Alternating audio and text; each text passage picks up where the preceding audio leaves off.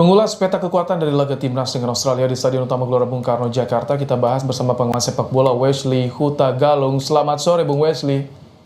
Selamat sore, Mas Ibrahim. Bung Wesley, kemarin kita lihat Hubner ikut dalam preskon. Apakah ini artinya Hubner akan menjadi starting line up? Perkiraan formasinya nanti bagaimana, Bung Wesley? Biasanya dan aturannya setiap pelatih kepala dalam melakukan jumpa pers wajib membawa pemain yang akan menjadi starter di pertandingan besoknya. Jadi mungkin kita akan lihat perubahan siapakah yang akan dibaku cadangkan. Tapi saya masih berharap formasi apapun yang dilakukan oleh Sintayong yaitu yang terbaik untuk menghadapi keunggulan bola-bola mati, keunggulan bola-bola atas dari Australia. Moga-moga Rizky Ridho masih dipercaya mendampingi Ices dan Hubner. Jadi lini belakang kemungkinan Hubner, Jaijes sama Rizky Ridho. Siapa yang akan mengisi lini tengah kita nanti, Bung Wesley? Iya, Mas Ibrahim, ini kan situasinya kita harus percaya kepada pelatih yang menentukan komposisinya. Tapi kalau saya berharap Nathan itu mendampingi Ivar Jenner di belakang Tom Haye, dan Tom Haye bisa leluasa bergerak, ada dua pengawal di belakang yang memberikan dia bola, dan semoga Tom Haye bisa melakukan tembakan-tembakan jarak jauh yang akan merepotkan pertahanan Australia, dan itu bola-bola muntahnya diterima dengan sangat baik oleh Rafa Struijk maupun orang Mangun. Baik, artinya jika Hubner nanti main, ini pelapis kedua, pemain pengganti juga tentu kelasnya tidak jauh berbeda ya, Bung Wesley? Harus diakui ya, Mas Ibrahim, kedalaman skuad kita itu saat ini baik dengan kedatangan pemain dari Eropa, kemudian pemain yang ada pun ketika melakukan diberi kepercayaan itu bisa membawa perubahan nyata dari aspek strategi permainan yang berubah. Dan yang ditakuti Australia kan sebenarnya bukan gaya bermain ketika kita menghadapi Arab Saudi, tapi gaya main sayap, kecepatan sayap-sayap kita itu yang berbahaya bagi Australia. Meskipun ketika kita mencoba bermain itu di Piala Asia menghadapi Australia, kita kalah 0-4. Dan para pencetaknya ada nih di tim yang sekarang nih, Mas Ibrahim.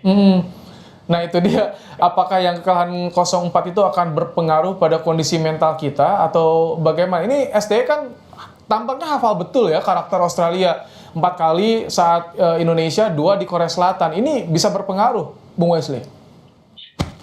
Kalau sepak bola kita jadikan acuan adalah sejarah pertemuan repot ya. Nah, kita cuma sekali menang lawan Australia di era Om Ruli, Bambang Rudiansyah.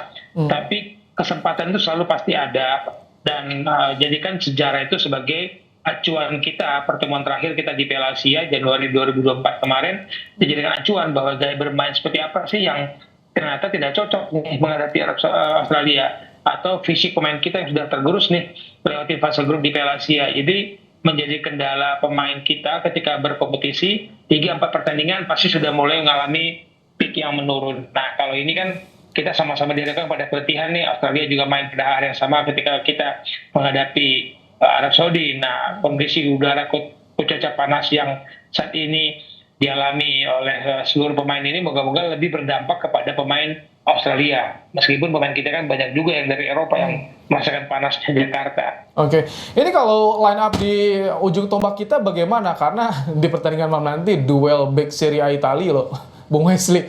Alessandro Cesarti dan juga Jaijes nih yang menjadi tembok kita. Ices dengan kepemimpinannya, saya masih yakin dan berharap dia akan tetap stabil dalam situasi yang bugar untuk bermain 90 menit. Di lini depan kita ya kita akui lah masih belum nemu striker yang bisa membuat perubahan. Karena kalau kita main dengan 3 striker, anggap dengan acuan kita, Witan akan bermain kembali bersama Rafa Struijk dan Nathan. Ketika ada perubahan, siapa nih goal getter yang pemain nomor 9 yang benar-benar matang? Pemain kayak Ramadhan Sananta misalkan, itu kan yang benar-benar yang dibutuhkan untuk pemain nomor 9. Dulu kita masih punya era Bambang Pamungkas. Nah, sekarang kan kita masih belum nemu nih pemain yang diaspora pun belum matang untuk berposisi nomor 9 itu. Rafa Struijk sebagai ujung tombak itu rasanya lebih akurat bermain sebagai pemain yang bergerak terus kiri dan kanan. Tapi kalau melihat performa dari Struijk juga itu Anda melihat ada progresnya kan, ada pelatih striker Korea Selatan juga yang dihadirkan ini. Ini terlihat pengaruhnya. pasti ketika dia dilakukan banyak pengamat, banyak penonton, lalu mencetak 2 gol tiba-tiba gitu kan. Ketika pemain seperti ini sekali keran dibuka, Mas Ibrahim, air itu ngucur terus. Tapi ya harus ada sumber airnya yang untuk dikucurkan, yaitu suplai-suplai bola dari para gelandang kita.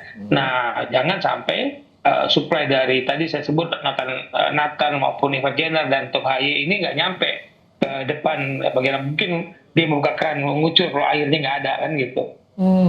Bung Wesley, ini kan Australia target membawa poin penuh, bermain total malam nanti. Ini bagaimana timnas kita menghadapi fisiknya jelas berbeda, ranking FIFA juga sangat terpaut jauh. Bagaimana pertandingan malam nanti? Ini kolektivitas permainan timnas akan sedikit diganggu atau bagaimana? Kalau pembandingnya Arab Saudi, peringkat Australia lebih tinggi lagi nih, 24 dibandingkan 56 peringkat FIFA.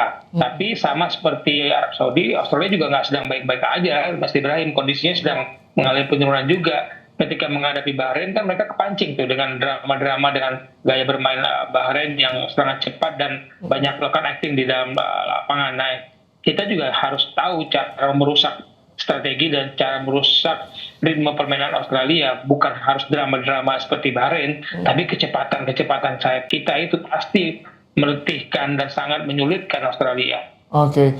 Kita berharap sekitar 2 jam kurang pertandingan akan dimulai. Doa bagi timnas Indonesia dari seluruh rakyat Indonesia agar bisa meraih poin maksimal. Terima kasih Bung Wesley untuk waktunya di Kompas Petang.